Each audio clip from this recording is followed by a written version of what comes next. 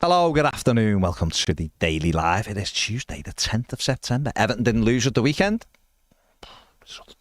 Results joined by Julia Bold in the studio, BBC Personality of the Year or something like that. You will be. I think you're up for it this year. I think you're going to be nominated. But I haven't had any sporting achievements, but yeah, thanks. Well, sometimes people get it and you think, how are they in the nomination? So why not? Okay. You've had an award-winning podcast series, so that's as good as any. You might struggle this year in all fairness because of the Olympics. Yeah. Without an Olympic year, I might have had a shot. I reckon you were in the runner. Story of my lifetime. Well, Evertonians for us. What have you made of the season so far? It's not been great. It's not been great, has it? Can you really judge it though? After 3 games. After 3 games? I just mean that's why where so far comes into it. So far. All right. Season so far. Well, look, a few points on the board wouldn't have gone amiss, so I'm not going to say anything else. Yeah. I think the 86 minutes that we saw at home before the break was the best football I've seen in quite a while. Obviously, then what happened next was not ideal. It's got to be up there with the worst, surely. If that's the best. Yeah, it was polar opposites, wasn't it? Yeah, but I think there was enough there to give me confidence that as long as there's not sort of a collapse at the end, we should be okay. Yeah. I'm going to touch wood. Well, just keep doing it. Keep doing it. Yeah, I mean, listen, Bournemouth, I think people are being generous with 86 minutes. I think the drop-off came after about 75. We were out on our feet, but we'd done all right up until that point. I don't think they had match of the day were telling me afterwards that it was 83 minutes before they had a shot on target. So I think it's when Illiman and Dye left the pitch. Yeah. But hey ho. He was knackered though. I am going to say that. He was tired, he but was knackered. He was there was markedly more in his tank than there was Tim Irabun and Dwight McNeil and about 6 others on the pitch. We're not going to fall out already. Not at all. I've been on what? Not at all. There's no fallout. We lost the game. I'm just saying. No, listen. There was obviously bits to take from that game. The positive side of it, but the weekend. That weekend, I think definitely for me, Seamus should have gone off. And following on from that, he's now gone and played for Ireland and got injured again. And this is a worry, isn't it? Because we keep getting injuries. Do you know, on paper, you look at the headline and go, here we go. But that was a bit of a freak. Harry Maguire. He is a big lad, Harry Maguire. Kind of fell on him sort of thing. And that was a bit of a freak thing. So... But it always happens, doesn't it? Yeah. I mean, how many times do we go, that's just a bit of a freak thing, that? And it always seems to happen. I think he would have been fine if that hadn't have happened, because it wasn't anything that happened. He wasn't running, he didn't pull up or something, did he? He didn't put a target. It was just a completely weird thing where Harry Maguire fell on him and his boot came off and ripped his sock. But As you do, yeah. I mean, I hope he feels bad about it. Harry, he's had. Let's not give him any more. He's had a lot of stick lately. Let's leave him. Pickford will be shunning him at the breakfast table at the minute. Not speaking to him. Hopefully Seamus isn't there. It is okay. Yeah, he's come back, hasn't he? So fingers crossed it's okay. I mean, he did go off on a stretcher, so that's always good. Off then from the year before. Yeah. I think the disappointing thing is with him is he is starting to pick up a few more injuries. It happens at that, doesn't it? Aren't we all? Well, exactly. If you get older, these things are more difficult, obviously, to negotiate. But we need our players back, don't we? We need Patterson available. We need Branthwaite, who's not been here so Would far. Would you start Patterson then? I've said for a while, and people will disagree with me on this, that's fine, but Nathan Patterson needs to be given, I think, a run of games, 6-8 games, and then a decision needs to be made on him. We can't keep going, not sure. He's been here for, don't forget, Frank Rafa Benitez actually brought him in. Was that the January? It was the January. Yeah. I mean, Rafa was only there. Been like a week later or whatever, or near or thereabout. But that's when he came in. So he come in under Benitez or that January. Then he had Lampard, and now he's had Sean Dyche. He's never really had a run. Sometimes it's been the manager's fault he hasn't had a run. Other times he's got injured and dropped out of it, and that's not good either. That we're 2.5 years into a contract. Yeah. And we don't know whether he can fill the role or not. I think that probably would have happened if this last injury hadn't have happened and kept him out for so long, particularly as we ended up being safe in May. So imagine a fit Nathan Patterson could have had a run under no pressure as well. Yeah, the last couple of games. Whatever. I think the injury obviously came at the wrong time. What I will say is sometimes players become better by not playing. They do. And I still think... The old Arden Tal rule. It is. People are always better when they're not playing. Always. And I think that's been a bit of a case with Nathan Patterson, because I don't think we've seen enough of him to say he is the first choice right back. I would still go with Seamus at the minute. But that is... I love Seamus Coleman. Love him. But that's a worry for me. That at this stage of his career, that we are still sort of relying on him. I think even he would say... I probably shouldn't be the first choice right now. Not saying he isn't, because I think you're right at the moment. Yeah. He's the one who you would go, he is our best at the moment. Yeah. He came back against Doncaster in the cup game. Yeah, I know it's Doncaster, but just thought it instantly looked... Oh, well, he is, because he's got all that experience, but Premier League, up and down.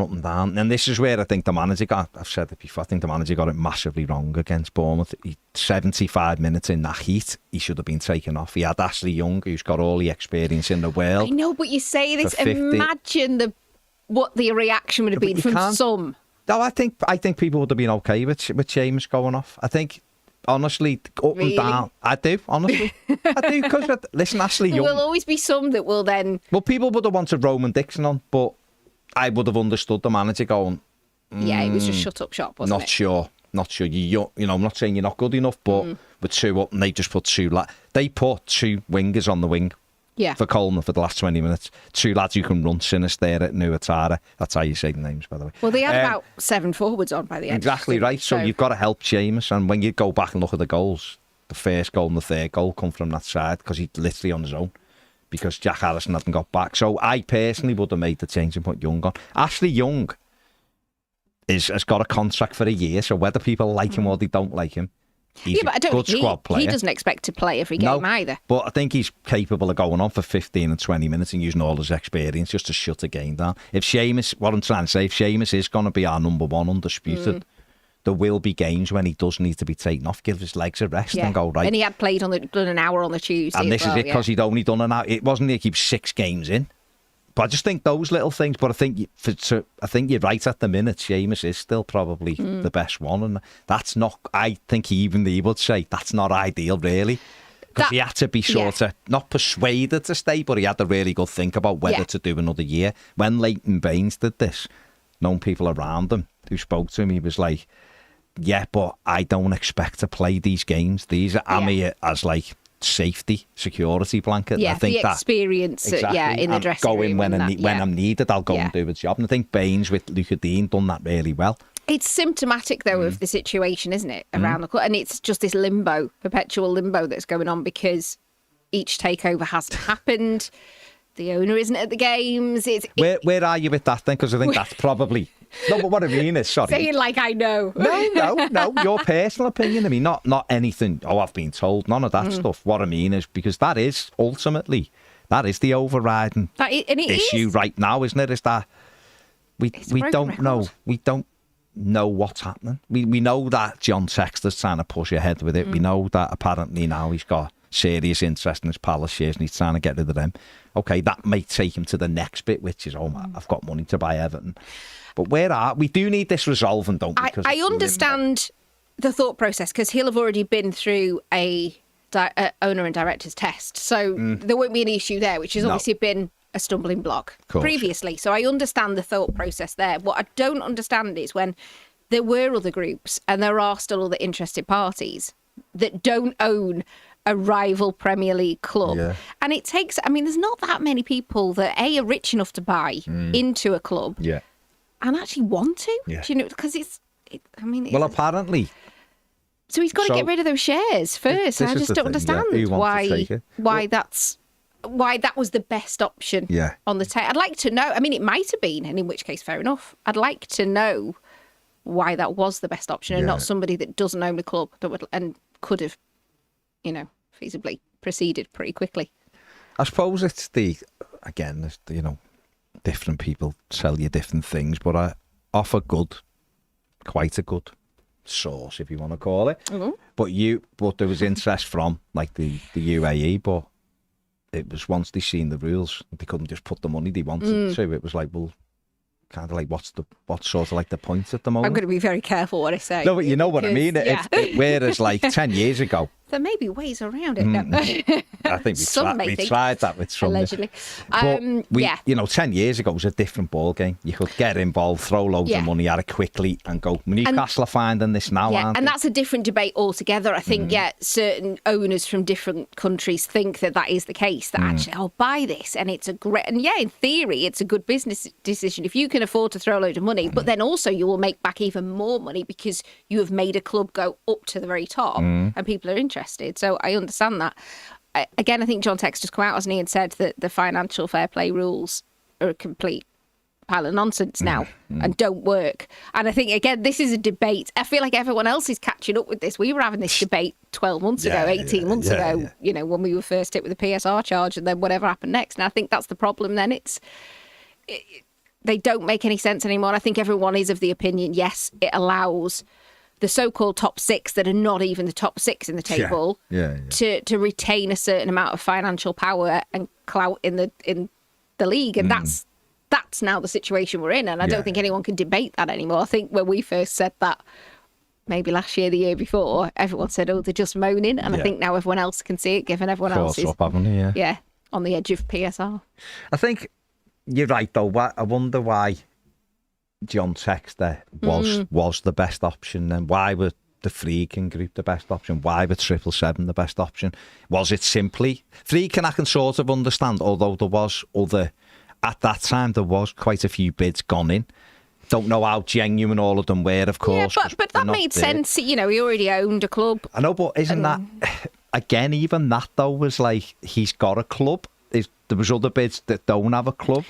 Is it the case? You know what I mean? But why were 777 the best? Was it just they were the only people at the table? Why is John Texter the best? Is he the only person now at the table? I knew exactly. But and again, and I think I was sat on the sofa over there one time in here saying I'd like to hear from the owner now, even if it was a piece in a match day programme, just explaining sort of what his thinking is right now. But there's no point me going over this because it's not going to happen. That's not how he operates. And what people believe it. I know, because there's the whole we'll have a striker in the door thing comes back to haunt him every time. And and I think he did try, in fairness, but I don't think he maybe understood the market particularly for strikers and in January. And he thought he was getting Dan Zuma, didn't he? Let's be honest, that was when he thought. I mean, everybody thought that. So that was, although that, when it did happen eventually, didn't work. The best thing anyway. So, look, we can sit here and go, we want to know X, Y, and Z. We're not going to know.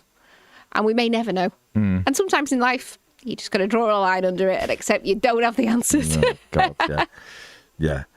It is. It's one of them things, isn't it? I feel like I upset you there saying that. No. You think you're absolutely right. It's not an easy answer, isn't it? It's not a... I don't know what far I could do, but I do agree. I do think... I think the frustration is we are now again in limbo because until somebody buys the Palace shares, which could take, I don't know, could take 6 months or so. So how long again? It feels a bit of a similar situation to 777 in that for me was persevered with for far too long. How long? Has he given a deadline here? I'd like to know that. Is there a deadline going, look, if these aren't sold by first week in November, I'm going to move on? Yeah. Is there somebody else? Is that the only option? It's weird, isn't it? Because there was something come out the other week that said, I know that David Ornstein had said he's in a period of exclusivity, but that has been proved to be not the case right now. My understanding of that is, because I checked that out, my understanding is you can only be in exclusivity if you can proceed. Yeah, and he can't proceed because, So one of the things that come out was Mashiri's not going to grant that anyway because he doesn't want to send other people away if there isn't a done deal, so to speak, which makes sense. But then we haven't heard anyone else at the table. Now that's fine because Freakin came at it almost out of nowhere. No, it happened quickly, didn't it? And I think it was only 3 weeks as well from them going, right, there's your exclusivity, to going, actually, no, we're not going to. Yeah, so I appreciate the swiftness. That was all right, rather than keeping it going. And again, there's still a slight possibility that they come back to the table fully. Yeah, because I think they did that Roma, didn't they? They did, yeah. And they could just be watching this Texter thing going, we know at the moment he can't get into any exclusivity, so we're still at... We've got 200 million in the club. Yeah, they put money in. So therefore, we're all right. We're getting told everything, what's going on. And I know the 777 stuff, kind of, that's what we're told anyway, was why they backed off a little bit. Well, if that gets resolved, well, surely there's no... Well, they didn't want to... Again, without sitting at the table while they had the discussions, you don't know. But reportedly, they wanted to just pay 100 million, not 200 million to ACAP, because they were like, we might not even have to pay a penny, so you ain't getting 200 million. And you can understand that, couldn't you? And that's, again, an unfortunate situation. That's not, the club's now stuck in that situation again, which is nothing really to, and in day-to-day running and operating of the club, that's not to do with anyone there. No. So it's not to do with the manager, it's not to do with the players, it's not to do with anyone in their day-to-day, and that, again, is it's just a series of unfortunate events.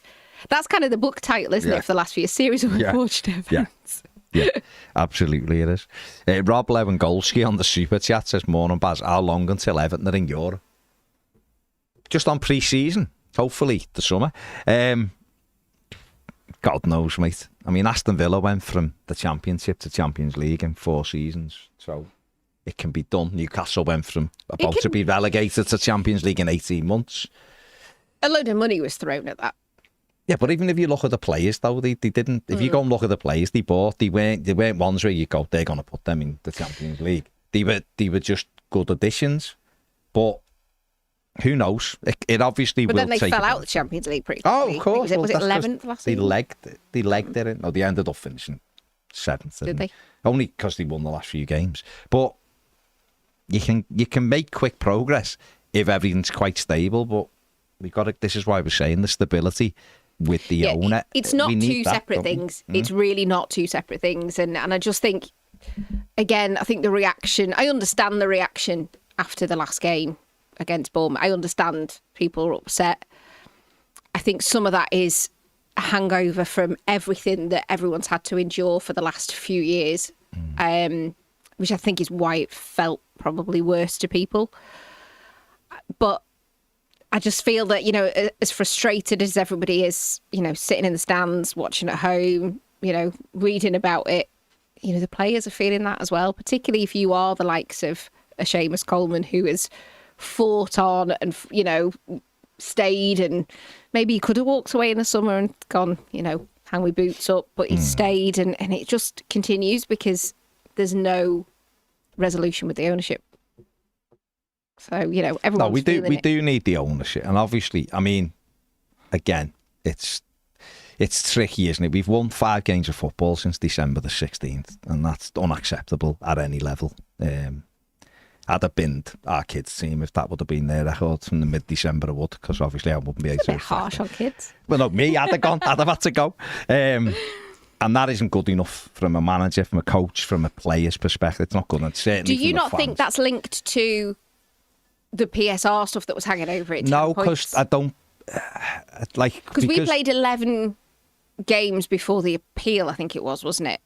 Whereas I think Forest only played. No, listen. And I think it does get in your head. Don't get me wrong. And we have been treated differently. Yeah, but we also got given credit. We also got no credit, rather, for winning 4 games on the run.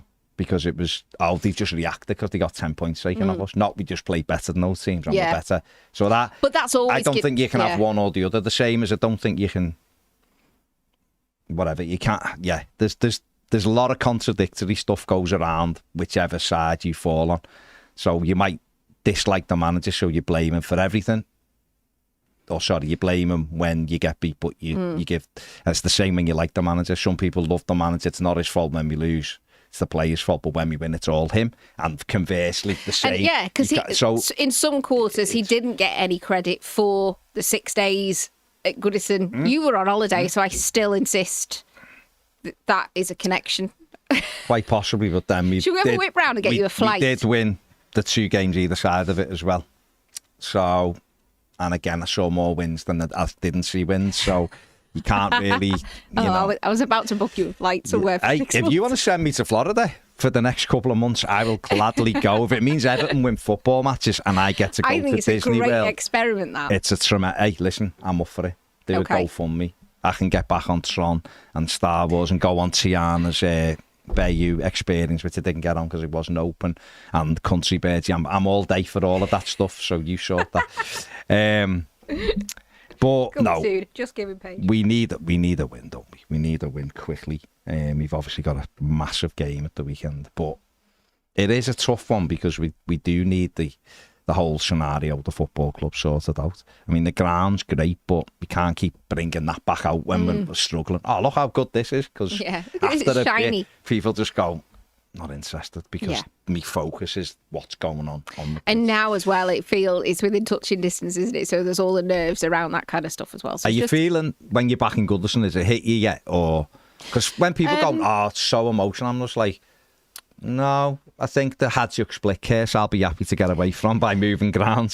But I think it's going to hit me more kind of like March, April. I think once you get past Christmas and everything, because the games go pretty fast, it hit me. I've been on a match day, it's been okay. I'm lucky I get to go in, when it's empty. And there was a point in the summer where I was in there and I did think, oh my goodness me, this time next year. And that's when it was a little bit, and I found myself sort of going, like looking at things going, and trying to start mentally thinking, I must remember that little bit, or I must remember that odd thing. And I got to go we were on air on BBC Radio Merseyside last Monday at Goodison, and got to go on the roof, which I've always wanted to do. Oh my God. Oh, it was amazing. Over the Bullens, that one? Over the Bullens by the flagpole to the edge, and then drop down into the TV gantry. Oh, it was brilliant. It was absolutely, and we found the ball. Oh, we found the Premier League ball from the weekend. So little things like that. So I was like, I'm glad I've done that now, because I always wanted to go up there. But he didn't shut the hatch for the Doncaster game, so that was just dripping like that. That's my seat, literally underneath. Oh, is it? It's a great view there you've got. Right on the halfway line. Yeah. Perfect view. So little things. I'll massively miss my view, 100%. And just things that I'd forgotten. I don't often go in that side, so the wooden floor. So I was like, I must remember that. And all those little things I'm trying to remember, like the smell of the wooden seats and all, because I still have a wooden seat because I'm on the opposite side.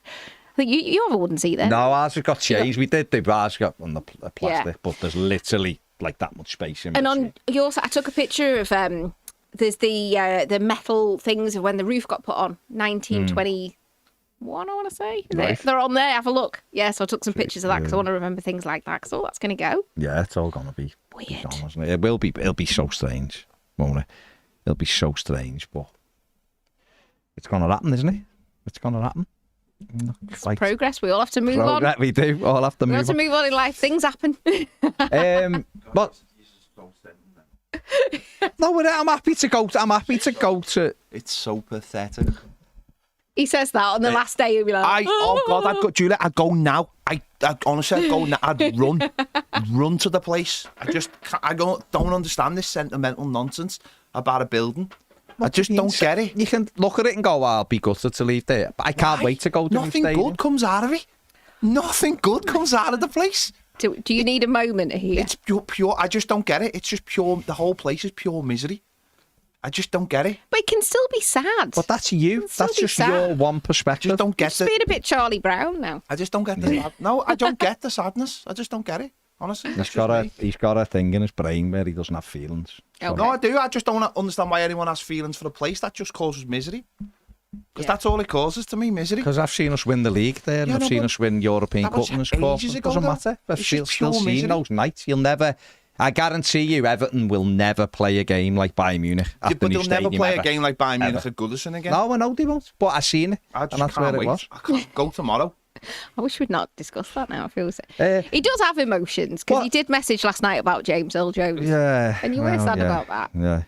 Yeah, and again, I find that odd. That's something to be said. I find that odd. That causes you more. So I felt he didn't. No, I sent it to Mark. We're saying, sad. Yeah. Bit of bit sad about the Lion King and all of that. That's where you go, is it then? James Earl Jones. Lion King. Straight away. You don't go Darth Vader.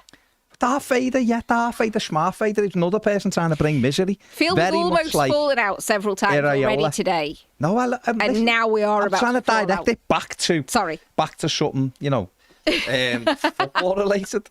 What did you make of the transfer window? From an Everton. A lot of good. I think business for me it wasn't a surprise. There was never going to be superstar signing was No. there. There's not really, that doesn't really happen anymore anyway, does it? Because people have people on contract. Certain clubs do, not for 25, longer than my mortgage. So, yeah, I think there's been some good sign. You never know till they play. And I think, and Dyes, clearly, I think there was a few sort of, I mean, I love the fact as well, there was all sort of, it needs investigating that because only, paying over 10 million, that's overpayment. And everyone's like, oh, actually, it was a bit of a bargain from what we've seen of him so far. I think Kevin Thel worked really hard. It's my understanding he was in, putting in some long hours to get those deals over. And again, I don't want to keep repeating ourselves, but it all comes back to we are in limbo. There is sort of, it's, buy now, pay whenever in several monthly instalments, all that kind of thing. So, yeah, that's kind of what it was going to be in younger players. I like the fact, Harrison Armstrong, Roman Dixon are clearly part of the matchday squad. And that's where we are. We've kind of got no one in between. It's been, as you say, it's players coming to the end of their career and one starting. Yeah. And that's just the situation we're in because we're not going to go and spend 60 million, 70 million on a player. But yeah, I think for what it was, yeah. Right. I know Onana has kind of been flying for Villa. I don't like talking about the season yet. I think you've got to get 10 games under your belt before you start assessing it. But I think it's a very different setup and I don't think he was ever going to do that at Everton. I don't think he was happy. I think he's come out this week and said, hasn't he, it's the best decision I ever made, leaving. Well, fine. We all remember the penalty. He's a good player. We don't play football. So we just play a different way. And he will thrive where he is. And they're a good side and we're not a good side. So if you put a good player in a good side, hey, guess what? They're going to play well because that's football. He's gone. We move on, don't we? We've got Tim Irabuna. Might love how he looks so far. It's very early. Might turn out to be rubbish. But at the moment, he looks like a very good footballer. I hope people have patience because it's all well and good everyone going, throw all these kids in. And I remember seeing somebody go, oh, well, if we'd have lost 3-0, it was opening game of the season, if we'd have lost 3-0 and played the kids, I wouldn't have mattered. I'm thinking, really? I think some people would have gone, those kids are awful, get them off, written them off. So I think if everyone understands the situation that the club is in, it's going to be patience, isn't it? It's got to be. I think the problem is, you're right, but I think the problem is... I'm being too logical. Yeah, and it's going on. There's got to be shoots of improvement, though. Over a period. Do you not think there has? 5 wins since December the 16th tells me no. No, but I'm starting again from this season. Given the transfer window, the players that have come in, do you not think that's improved to the side? Spurs I think and so. Brighton was an embarrassment. I really have to say. I mean, I know we're ever going to go to Tottenham and no, but we shouldn't ever go to any football ground be beaten at 3-0-1, and we were. The manager looked terrified and the players looked even more scared. Some decisions the coaches have made have been mind-boggling already. But the players also, not all, the players have got to start, for me, have got to start taking responsibility as well. Again, footballers, stop putting so much stock in who stood on the sideline. If you disagree with what he's telling you, play the game because you play the game. You can argue afterwards with the manager whether you've done something right or wrong. It's dead easy to go, well... I wouldn't listen. We all have to work for people in life. Exactly. And you will do well, things... Well, you probably don't because you two are all right. But... well, I don't know. You will have those days where it's like, should I do this? But I know better. Yeah. Your journalistic instinct will take over at times, even if it might be close. You have to do that. And I just think Everton as a team don't do that and haven't done it for a long time. The players have got to... And again, there was enough on that pitch. So I go back to, I don't necessarily put it on the manager what happened against Bournemouth. There was enough experience. Carry on. Why? Because a lot of most do. Slagging me off. No, not you, but most do with the manager. But. Yeah, but surely there was enough on that pitch at that point to have seen that game out. Legs, though. You have to. One thing I think the manager's not very good at, right, is accepting that, and this is just like anything, is that Bournemouth changed half a team on a hot day. Legs. Just legs. Forget about abilities. Just legs. Just running against someone who's not have to run the same way as you do. But then you say you wouldn't have put Roman Dixon on, so I presume that means you wouldn't have put Harrison Armstrong on. So there's 2 you're not putting on. James Garner should have been on. The lad's on the plate he's 64 minutes on a Tuesday. No one can use that with me. Yeah. Because Seamus Coleman played 97 minutes. But what I mean is, Seamus Coleman had done less training than James Garner. Yeah. And yet, they both done over an hour against Doncaster. If James Garner couldn't But he's sit not for really a right back. No, I'm talking midfield. Tim Oh, right, Boone, okay. who I absolutely love, legs were gone. Yeah, Everybody he around was me, he tired. started giving like the ball away, and he hadn't done it all day. It was like, just sit James Garner there and just say for 10 minutes, just don't let them run. Seamus, I'd have just gone man for man and swapped 5 and gone, we need fresh legs just to keep it fresh. And then if it would have turned, I don't really think anyone could have said anything to the manager because... Oh, they would.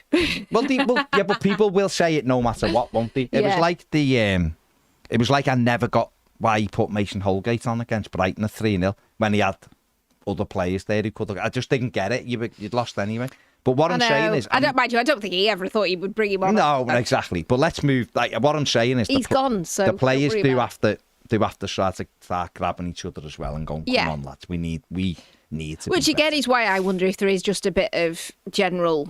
how everybody feels if this limbo cannot... I know the players talk about They've it. got 6 new players in, though. Don't they bring the freshness? I just mean, just in general, don't they?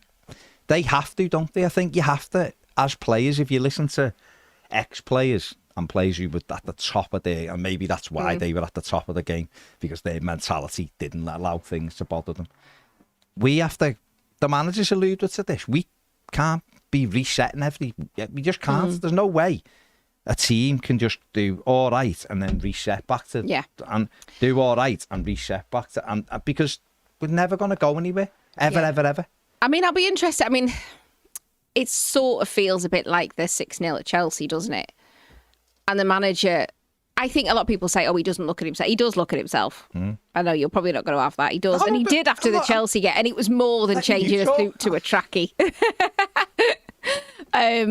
You know, and he did. And he looked at what maybe he should have done. And I think he will have done that in this break as well, along with his staff. I think there'll have been some very honest conversations that, you know, he's not going to tell us word for word what's been said. And I don't want to know, to be honest. I don't want to know. Some people would like to know. I don't want to know.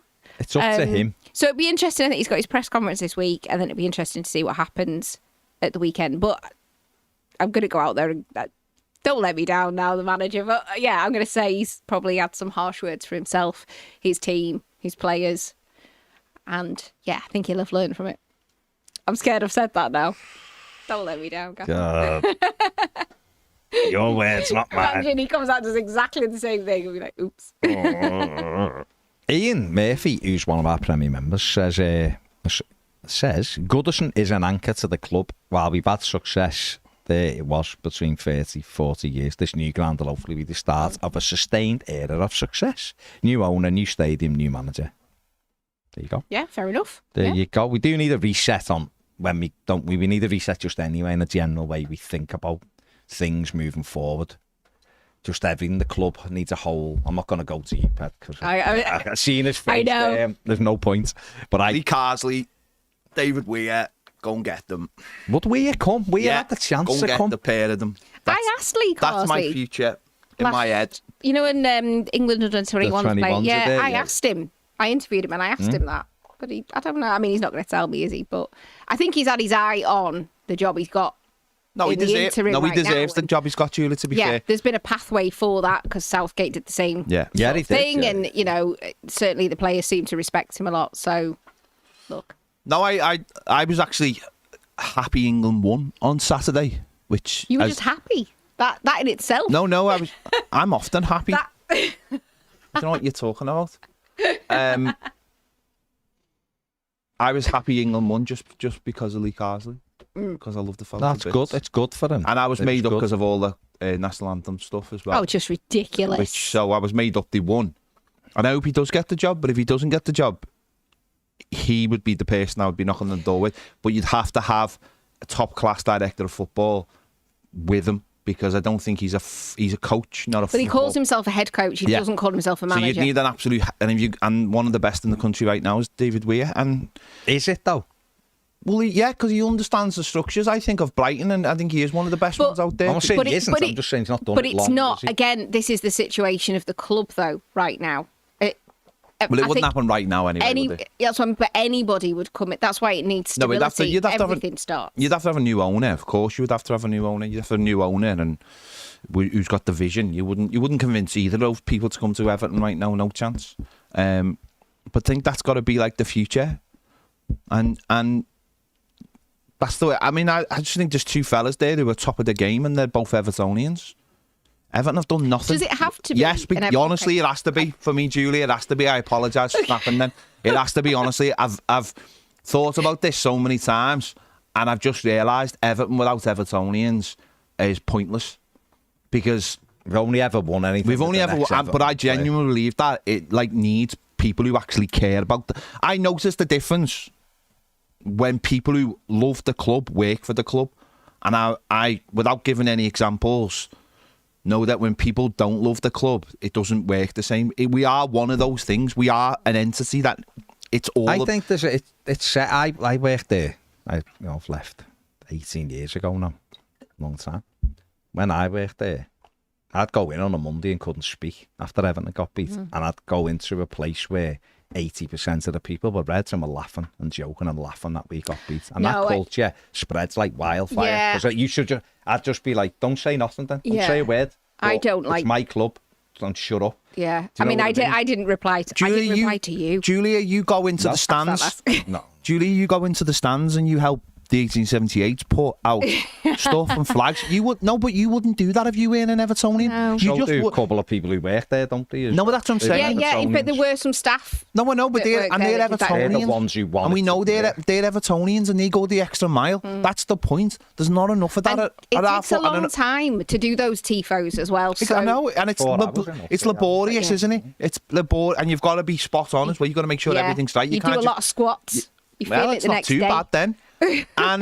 But honestly, people who are Evertonians who love the club will go the extra mile, and I think we need that running through the football club, and we haven't had that for a long time. And that's not against Sean Dyche being a Red, absolutely not. But I just mean, I'm going to stick up for him. No, I mean within the club. I speak to him, and he loves. I think, and he knows he's only got the job. He said to me, he got the job because that job was never coming to him when everything was great. So he understands why he was brought in to firefight. He gets that. But I do think fine, he probably arrived and didn't quite know sort of the nature of the beast. But I do think he's got a lot of affection for the club. So I will stick up for him there. You're allowed to stick up for him. I still have major doubts about whether he understands the culture of the football club, though. I think he does. I think it's maybe not articulated sometimes in a way. He does understand. The problem is, though, and this is genuinely fun. But he's also the only one ever answering the questions. I agree, and I'll stick up for him in those things. My problem is, and I have no problem saying this because I've said it many times, I worry about the people who are telling him about the culture of the football club. Because I don't think they're people who understand the culture, because they're terrified of us as football fans. And I know that firsthand. And I worry that he's been... It happened on the first day. On the first day, he was asked a question about the fans and why they were unhappy. And his answer was nonsense, because he'd clearly been told by somebody that's why the fans were unhappy. And that's not his fault. I think, though, to give him his credit now, I think he understands as much as he can himself. I mean, I don't know what people realise his days that he'd work. No, I'm sure he's chocker. I'm sure he never. And he does. I think he does get. No, I don't think this. I'm not saying this about him. I'm saying about this in the larger context about the football club. Genuinely, I don't believe the football club is. I think they've let so many managers down. Exactly. This is not just absolutely, but they didn't protect Lampard. They did. Forget Benitez. Didn't really protect Marco Silva very well. And I don't mean protect. I mean information of what. I'm interested. Real. Why was Frank not? I don't know, because maybe I was in there, so maybe I have a different. I think sometimes he said things where he'd been told to say things as opposed to him. I'm hearing that as a fan. Yeah. Listening. The same as the manager throwing the fans under the bus on the opening game of the season. Nonsense, what he said. Utter nonsense. I know you might... Listen, my ears, you can say what you want. Yeah. My ears heard them saying, this is what they do here, when all they've done is support the club. See, I took it a different way, and I'll probably get pelters here. You are, so carry on. Oh, hi everyone. I'll shut up. No. I took it as in... they know good football, and that wasn't it. So all you had to say. But do you not think when your adrenaline is going, like I mean, completely different. I've done it after a post. I feel like you're on cross-examination. I do. No, but you know why? Because you didn't. No, but you know what I was going to say to you. No, I was saying about the club. You told me to talk. No, I'm saying about the club. No. The reason why you think that way, I believe, is because you know the man, and because you see that side of him. We don't necessarily see that side of him, and I always say this about our managers, is that they are put in a position where it's like, don't do this, don't say too much, you can't do that, you can't do this, don't say that because they won't like this. And it's like, you see the other side of them, you speak to them, you've done the podcast, you understand that other side of them. That's why it's great to have you on, because you can inform us on those things. Everyone just hates me now, but no one hates you. No, the problem is, like, no, hang on. The problem is, like, this is what I'm saying when I talk about the football club. Like, like I said, I've got a lot of issue with what he said on day one. If he'd have said, I'd have got off as well, 3-0 down watching that, I'd have gone, it's right, Sean. You've put it on the fans if you want. I think that's what he meant. Right, well, he didn't say that. So I could say something to you and you could take it the wrong way. And I go, oh, Julie, I didn't mean that. It's easy for me. It's easy for him to come up and go, oh, I didn't mean it like that. He said it. He keeps telling me he's 500 games. He's so experienced. When a 21-year-old manager wouldn't have said what he said. That being said, when I say about the football club not protecting him, it's that. They've kept him away from any kind of fan groups, any kind of media like this. They don't let anyone out. So therefore, they set managers up to fail time and time again. They've done it with him. I know, because we've had conversations where you say, he does understand it. Okay, he's never come across like he understands it. Why? Because it's all through there. Sean, weren't we unlucky today that we got beat 4-0? But you know what? The way you got off the coach looked like a great man. That nonsense questions. Yeah, but that's not him. No, I know. But I'm saying, what can he say to those questions? This is what I'm saying. If you go, and listen, I wouldn't want Sean Dyche sat here and go, why didn't you bring Ashley Young? Of course, we would never do that to him. But he's never seen. Anyway, he's never seen. There's never been that connection. But it isn't just Sean Dyche, this. They've done this with a few of the managers. They feel like they're helping them by keeping them away from things, but they're not. They're creating a barrier between themselves. Yeah. So if he sat here now where I am and said, I didn't mean it that way, I was full of it, and in fairness, I can only talk from I've done like a post-match, and you're full of adrenaline, particularly if it's a team. And then I'll have asked a real nonky question and said something and go, why did I ask that? I've done it. And then you go, and that's just me that hasn't got the adrenaline level that he has. He's literally walked down the tunnel and had the camera shoved in his face, and he said that. So I think sometimes you can say, I did say it in a slightly different way. He was furious at his own players as well.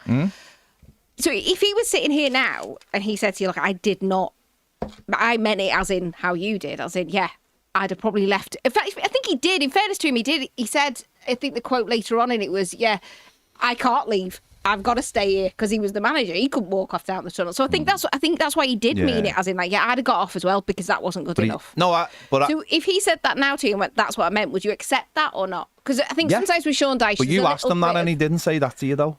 I can't remember what he said now. He didn't say that though, because I remember very well that the media in the other press conference asked him, and they got a much better answer than he gave you. And I thought that was out of order as well. I just think at times he comes across. The papers comes after. What happened, for anyone who doesn't know, we do the YouTube press conference, and then we all have to, any broadcast media comes out the room and the papers do it. I think sometimes as well it reads differently with the papers, because you can piece together little bits. So I don't know what was said because I wasn't in there. No. I think the YouTube element adds to it. Yeah, years ago we weren't on YouTube. But that's life though, isn't it? That's modern life now. That's where we all are. I mean, we often reference American media and how coaches and people over there have no right to. They have to answer the question. And I do believe there's a over here, not with Sean Dyche, with everybody, where I think Premier League football. It's pathetic. It's pathetic for the money. Everyone's suspicious of for the money that gets put into it. It's pathetic like, the way. No, you can't do that. No, you can't record that. We get that. Yeah, 7 minutes after the game. Yeah. You're in the So it is poor the way it is. Managers in general and players are. You're right. They're very suspicious of what and we see the club's tape recorder in the background, making sure nothing and all that kind of thing. Protocol. But I just think that I think where Baz is coming from is like it's I think he almost answered his own question when he said the other day something he'd been online. So he's obviously got a sly Twitter account, hasn't he? Or a sly. I wonder what it is. No. But he shall I ask him? But he must know.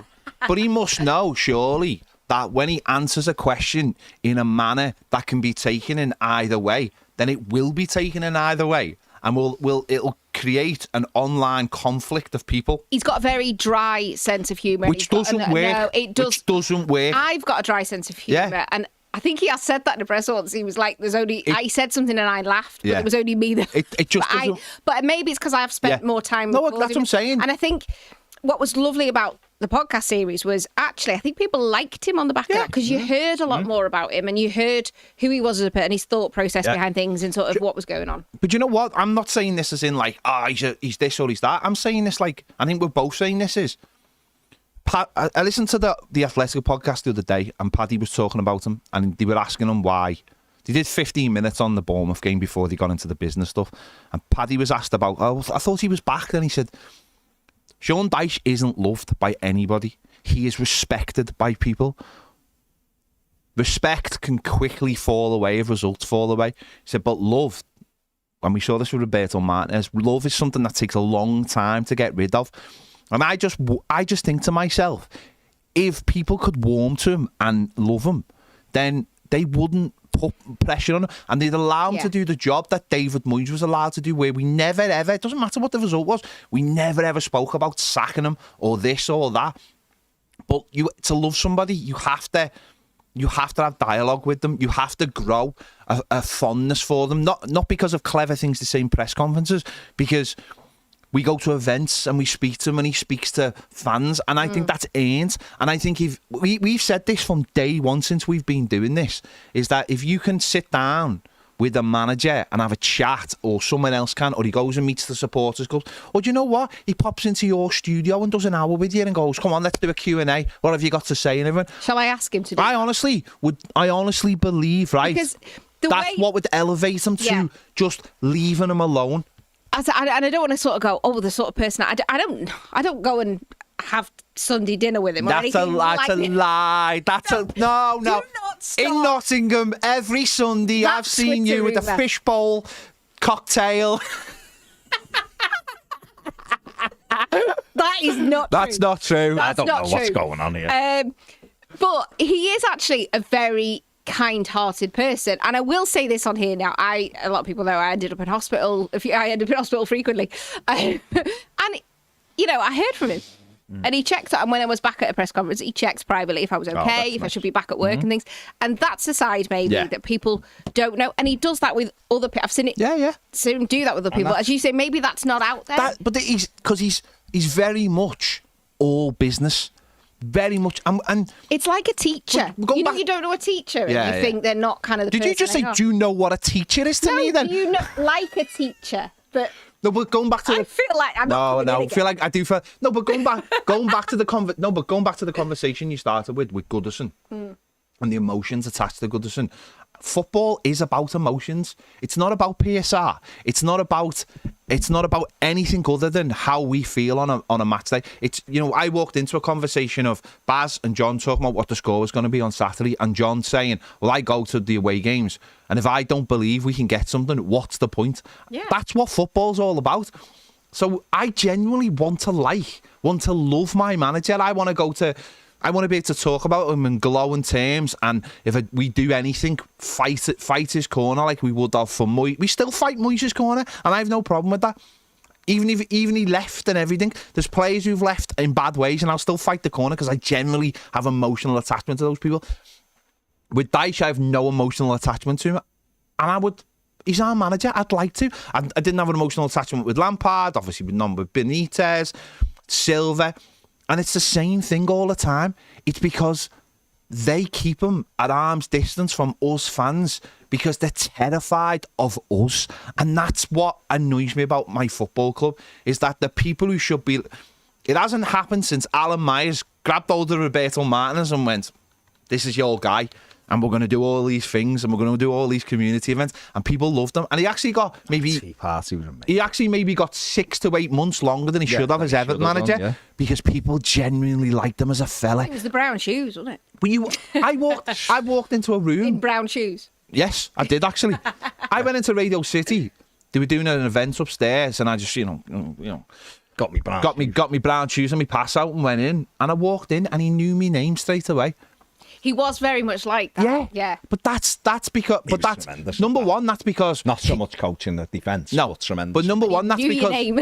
he allowed us to have conversations with them, where we go in and have a chat with them, and then that meant that you had the relationship. And of course, that relationship is like then pro bono, isn't it? Well, if you want to have a chat with me, you're not gonna ever sort of kick off on me. If you're never gonna get angry, although I did in the end. You're gonna be subjective. And it's all gonna be.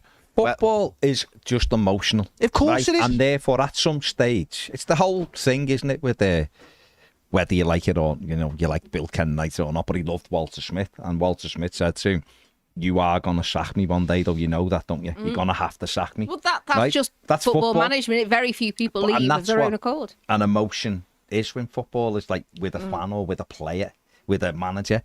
You have this thing, and at some stage, you're going to get upset and annoyed. Sadly, we're all getting older every day, and we want our team. We can't. I think too often people just put things down the road and go, "Be all right, it'll get sorted in a few years." That's not real. The reality is now. You need everything now. I'm not talking. This is about players as well. This is about he's dismissed Goodison, but it's like that for some people.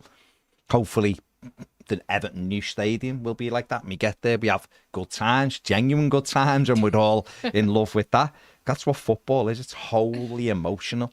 You will have a different perspective. And I'm not making this about Sean Dyche, because it isn't. You'll have a different perspective on Sean Dyche than what we do. But then we spent time with Roberto Martinez, and looking into your eyes with that Spanish twang, you start going, yeah, I don't mind if we have no one at the back and your goalie lets shots in, because you do for him, and then you go, whoa, come out of it. I feel like I've just been Sean Dyche's PR manager. And I feel like you have. But I didn't want to talk about it. You know what? It's because you're the only person who's come and had to chat about him. Yeah, that's one of the things. That's one of the reasons. You're actually someone who knows him. Without the camera on. You're actually someone who actually knows him. And they go, that's the point you're back to my original point about they don't, when I said they don't protect them, they overprotect him to the fact where it damages him. So and what it damages we other need managers. Him on a show with me. That's what we're saying. Well, anything, but people need to see. But it has to be in here. In here. But it should be like that with any manager that we get, or You're muted. any director of football or anyone. We should get. Julian, I wouldn't be allowed in the postcode. No. Nothing. What about Dominic Calvert-Lewin then? Because there was a lot of speculation over him in the transfer window, and obviously he stayed. The transfer window passed, and he's still our number 9. He scored obviously the next day. Okay, it was a good goal as well against Bournemouth. He played well. What about Dom? Do you think there's more chance now that he'll actually stay, or do you think? I know there was a lot of rumours, wasn't it, a couple of days ago, saying he's definitely off in January. I don't know where that's come from. Take everything with a pinch of salt, to be honest. But what do you think? He's again similar situation to Branthwaite. He's not going to be allowed to, although it's harder in January because the contract's almost done. But he was never going to be allowed to go for nothing. And also, I kind of thought when it got to that last week, he wasn't going to go because, Kevin Thelwell was working and operating a system as well that he wasn't going to he'd learned his lesson from the Anthony Gordon situation, allowing that to happen right at the end of a transfer window. You can't do anything. It doesn't matter. You've got the money. You can't do anything. Will he stay? Look, I hope, again, I like to be nice about everybody, but well, that's okay. If he goes, I hope everyone goes, well, you got again. We're talking about emotion. Take the emotion out of it. If you get offered a really good job and you want to further your career, well, sometimes you have to change jobs and you have to move on. And for him, that's probably what he's seeing. He was in and around the England setup. Everyone tipped him to be Harry Kane's replacement, who, tonight is getting 100 caps and Dom's nowhere near. That's so maybe for his own good, but I think. I could see it going either way. I could see maybe if we get a bit of a run together and the ownership situation's resolved, then maybe he might get offered a contract that he's happy with. I mean, you hear all sorts of rumours, don't you, that it's about wages and about, or is it about his career? Or I don't know. I don't know Dom. I'll put that out there. I don't know him, so I don't know. I'd like to see him get back to his... And I think, in fairness, again, I don't want to harp back to it, the manager's been really good with him. Oh, he has been good with him. And got him back playing. Yeah. And we'll see, won't we? We get to January, he hasn't signed a new deal. I don't like the January transfer money. window anyway. I just don't like it. No, but I think if Everton get offered some money in January, they'll have to take it because it's 5 months. He goes for nothing. And I think if he hasn't signed a deal by January, he ain't staying. Yeah, then we all know what's coming. So we know. But hopefully he'll score goals we've seen now in January because that's what we need, don't we? And we get Breuer fit, who I think is a good signing actually for the squad. Mangala, it could be a good sign. I think overall the window was decent. I think we did fail in not getting a right winger. They wanted one from day one, and I don't know how they finished the window without getting what they wanted. That to me blows my mind. No one, Kevin Thelwell couldn't sit here and give me a satisfactory answer because I'd say I could give him 5 who we could have got. Reece Nelson being the latest one. But maybe they didn't want to join Everton. No, I don't think some did, and I know that because of the situation. Some didn't want to join Everton. Yeah. Because of things, yeah. But there is quick players out there. But I think overall they did a decent job in the window. Yeah. It's just frustrating we didn't get that extra bit, but we'll see. And it really is now just going to be about dusting ourselves down and getting some points on the board because they've got 2 away games now, which are obviously Villa is hugely tough. And then Leicester's tough for a whole different reason, isn't it? That you're fighting against a team that everyone thought was getting points to duck. I know, they got off. And have come out. Found some kind of loophole. Come out of it. But are also down at the bottom as well. And they're going to be right now, the relegation. A lot of experience in that side as well, you know. It's going to be tricky, but if we could get, we're going to need a result in one of those 2 games, aren't we? Because otherwise, if we lost the next 2. And then there's a cup game as well on the Tuesday. Yeah. Southampton, Goodison, I'm all right with it. It's at home. I feel okay about that one. And then obviously Crystal Palace is a tricky game home. And then Newcastle, isn't it? And then the next break. So 4 games that in the league where we need 5 points really at least out of them.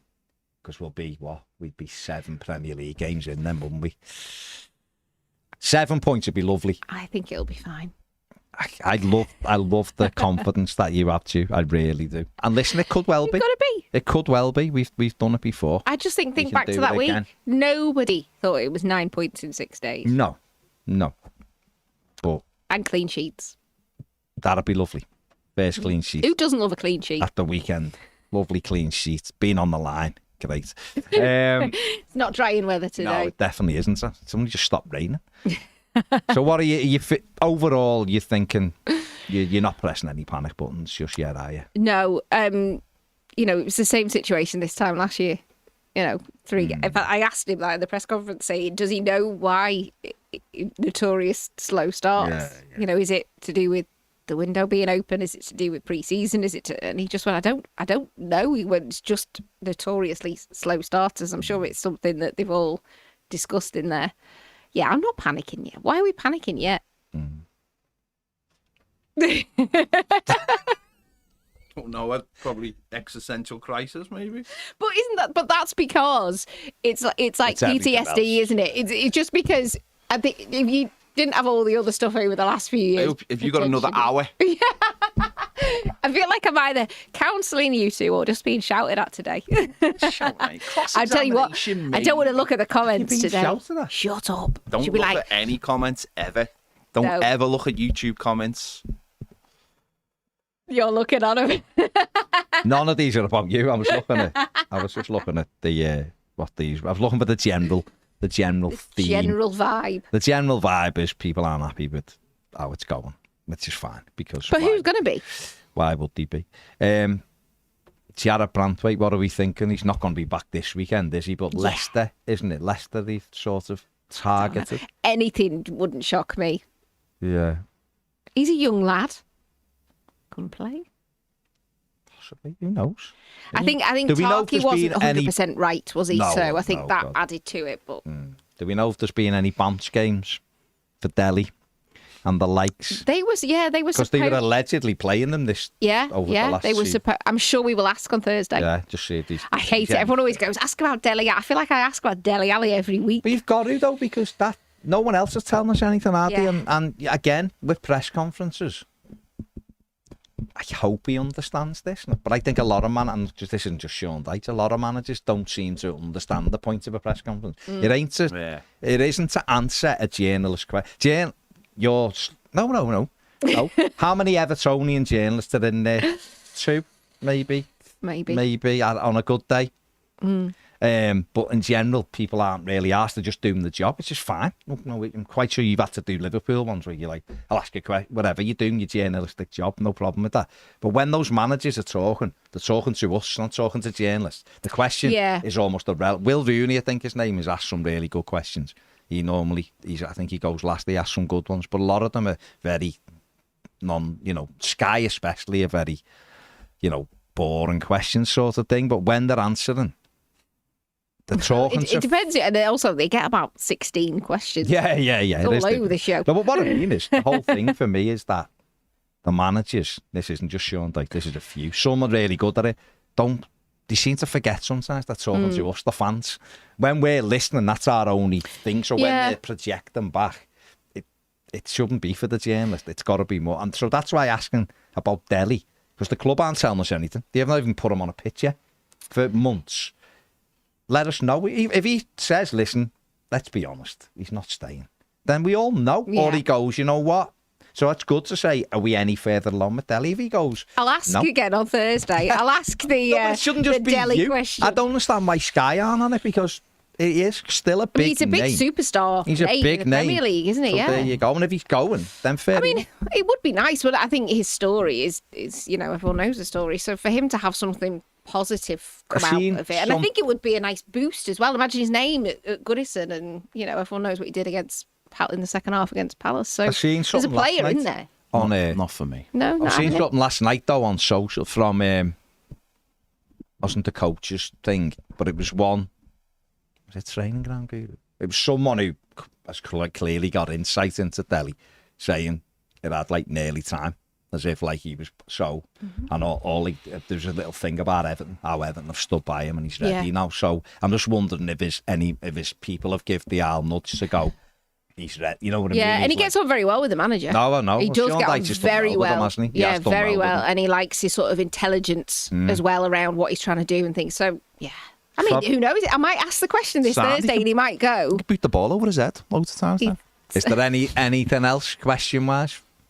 No, I was going to say, do you know what, again, the press conferences, why don't he just hand out who's injured before it on a piece of paper? Oh, that'd be good, yeah. That makes sense, wouldn't it? Yeah. Well, Everton could announce, couldn't he? Like Andy Neil, if it's Andy Neil every week, could just go, the injured players are bam, bam, bam. Could put it on socials before, just put a list out. Here's the squad news for this week, and then you can kind of go from there, because sometimes it is a bit tricky. Even the manager's like, hang on, I've named, isn't he? Because he's probably thinking, he's counting them on his fingers. He's going, hang on, I've named everyone, because because some are out for a while, so he won't, because of the day-to-day things. He won't even be thinking of them because they're out. So the club should really take that out of his hands, sort of one lesson, just go. We could do like they do on Sky and have a projector and have their faces come, like just coming up. And then just sort of to one side if they're in the treatment room. That's it, but just tell you. Committee. Couldn't he? They could just come to you and go, out for the foreseeable committee, bang, bang, bang, bang, bang. It's on the website, though. It's on the club's website, isn't it? It's never updated, is it? Isn't it? For press conferences, I just think it's dead easy to just go, backing training is bang, bang, bang. And then you could go, we'll see Jared Brantwaite's train this week. And he goes, this Saturday's probably a bit soon, but next week we're hopeful. Then don't you, rather than him having to go. He's on the grass. On the grass. Having to remember who he's got to go through. And like you said, if he hadn't seen Timothy because it's not in his with. Yeah, I'm sure they've seen him, but he won't have been working with him. So he mightn't be in his mind, or it could be anyone. I just think there is those things that the club, and this isn't the manager. Any more suggestions for me to take on Thursday? Asking about Dele Alli, here's a suggestion. There's not a suggestion box. These are only suggestions when you're head of media at Everton, Julia. Or head of PR. Stop that either, for goodness sake. Hey, I said you were going to be in Paris for the Olympics, and you were in Paris for the Olympics. Yeah, so you were. Listen, you need to start listening. I was at Disney. You were in Paris. I was. I just said you were going to be Yeah, in Paris for the It was Olympics. dead because the Olympics were on. So everyone had gone. There you go. So honestly, straight on the I'd rides. see. Straight off. See, there you go. Straight on the next one. Was it good? Mega. It's brilliant. Mega. Paris is brilliant. Yeah. Always Love good to the finish with Avengers a one. smile and a happy thing. We always talk Disney when I come in Yeah, here. forget footy. Forget footy. Yeah. But Anyone who hates Disney and hates Sean Dyche now is like, never have her on again. Disney. Don't get into Taylor Swift then. The haters. No, yeah, Some of the haters in I'm the comments. ambivalent. She seems Some fine. of the haters in the Haters comments. gonna hate. You know what I mean? They be. You're a Swiftie, aren't you? Of course I am. Full Swifty. Of course I am. I'm devastated that my wife on Friday went to London without me. Oh, I thought you were with her. No. I had She to keep- left you. I had I to keep just the ship assumed you running were here. with her. Shut I don't up. get the weekends off like some people. Keep the ship. I had to keep the ship running. I thought you said that. I don't get the weekends off. You pointed at me. I worked all weekend. I did Doncaster Gillingham You on did Saturday. Ovies on the weekend. What was it like? I did what? Ovies. Overtime for Ovies. Radio 5. What was Doncaster? You abandoned Radio Merseyside. You were like, I'm better than you. Go away. It gets you into trouble, doesn't it? Telling you. I have to Not say every coming in day, here again. Julia, Yeah, every it was day. nice. I It say was that nice. most days. Yeah. I'm not coming in here anymore. Yeah, Doncaster Gillingham. It was nice, yeah. Who won? Doncaster. 1-0. Should have been a lot more. We should. I'm Sure. good. Sad. Have been a lot Top more. of the league, aren't they? Nice ground. It was nice, Oh, yeah. what was the food like in the media? It was a voucher for a pie, but I didn't have it Oh, why? because I don't I'm eat pie. gluten free and they didn't have. Didn't have any. didn't have any- Julia, I went to Preston. The food was lovely, but I was sick for a week. Not saying anything. Just not saying anything, pre-season. That's I just did. you. Where did I go? Leeds, and they did gluten free chicken in a basket. Was it nice? Oh, absolutely This is sensational! Right up there. This is the stuff people want to know about. This- yeah. This is. This is more important, Yeah. isn't it? Stockport were friendly. I'll shut up. Stockport. Stockport were very friendly. doing well, aren't Very they? friendly. Good side, then. Wrexham went top of the league on Saturday. They did go top Yeah, I of the haven't league. done one of those. Oh, that's where you've got to get yourself That's where in you there. gotta be. With That's- Deadpool's there though. Well, think That's where you've got to get Eva Longoria. Yeah, Eva Longoria was there Yeah. for the first game. You've got to get yourself into Wrexham. Definitely. to. I'll ask them. Got to, haven't you? I think that's for more established people. You know why you've been a journalist for about... No, I won't say how long you've been a journalist Journalist for a Yeah. while. You've and been you're a journalist BBC for a journalist, while. so why shouldn't you be? Why shouldn't you be doing them I'll games? put the request in. Please can I go and hang out with Desperate No, Housewives but don't and say Deadpool? that. Just say you want to go to game. Oh, right, And then okay. when you're there, that's when you come on to you. Sorry. Get So you want to do a piece on the Deadpool thing they've got there, the Welsh Deadpool statue. Okay. So you want to do a piece on that? All right. And go into the turf and see the Deadpool on the wall. It's great. And all the names, the bricks there with all the names on. It's great. See Wayne in the turf. This has gone fully off track here. Yeah, that's gone fully on. I mean, have you ever watched this? We're all channel? smiling because we're doing less Everton. Right, we're All we done. ever do is go off. We're done. If you want a bit more footy and nothing to do with Everton, me and Jack, I think, will be on more than a game in about 5 minutes. You don't have to do anything other than refresh your drink. Big thanks to Julia. Go on, when can he catch you? Every morning on Total Sport at breakfast on BBC Radio Merseyside. I am in the 5 Live rotation, so you might catch me at a game as well. And in Everton's fan zone. There you go. Lots Do of nothing but places. work. Lots of, exactly. Why wouldn't you? Thanks for watching. See you later.